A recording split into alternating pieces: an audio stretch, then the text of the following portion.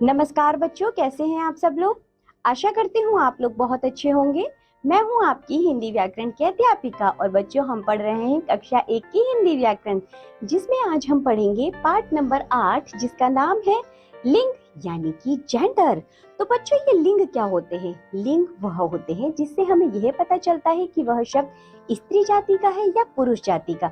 जैसे कि बच्चों लड़का, लड़की, शेर, शेरनी, मोर, मोरनी ऐसे होते हैं ना शब्द। आइए इन्हें पढ़ते हैं तब हमें अच्छे से समझ में आएगा। चित्र देखिए, उनके नीचे लिखे शब्दों को पढ़िए तथा समझिए। लड़का, लड़की, बूढ़ा, बुढ़िया, दूल्हा, दुल्हन, मोर, मोरनी। चलिए आगे बढ़ते हैं। शेर, शेरनी, बैल, गाय, राजा, रानी, पिता, माता। चित्रों के नीचे दिए गए शब्द पुरुष और स्त्री होने का ज्ञान करा रहे हैं। किस तरह बच्चों? जैसे कि जब हम कहते हैं मोर तो हमें समझ में आता है कि ये पुरुष जाति का है, वहीं कहते हैं हम मोरनी तो हमें समझ आता है कि ये स्त्री जाति का है। इसी तरह बच्चों देखिए लिंग यानी कि जेंडर क्या होता है? संज्ञा के जिस रूप से उसके स्त्री या पुरुष होने का पता चले उसे लिंग कहते हैं। लिंग के भेद यानी कि काइंड्स ऑफ जेंडर। लिंग के दो भेद होते हैं, पुल्लिंग, स्त्रीलिंग। सबसे पहले देखिए पुल्लिंग यानी कि मैस्कुलाइन जेंडर। जिस संज्ञा शब्द से पुरुष जाति का बोध हो वह पुल्लिंग कहलाता है।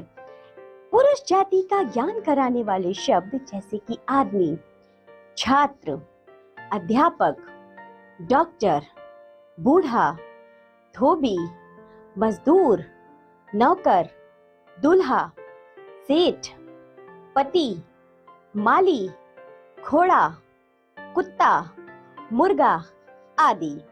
बैल, छात्र, राजा, अध्यापक। तो बच्चों यह सभी शब्द हमारे पुल्लिंग है। इन सभी शब्दों से हमें समझ में आ रहा है कि ये पुरुष जाति के शब्द हैं।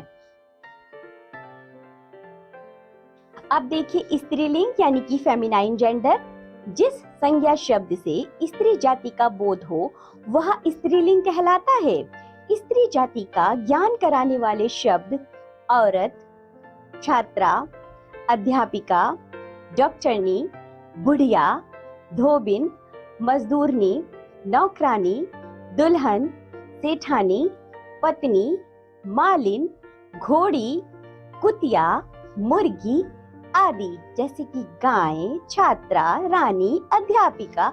तो बच्चों इन सभी शब्दों से हमें समझ आ रहा है कि ये सभी शब्द स्त्री जाति के हैं।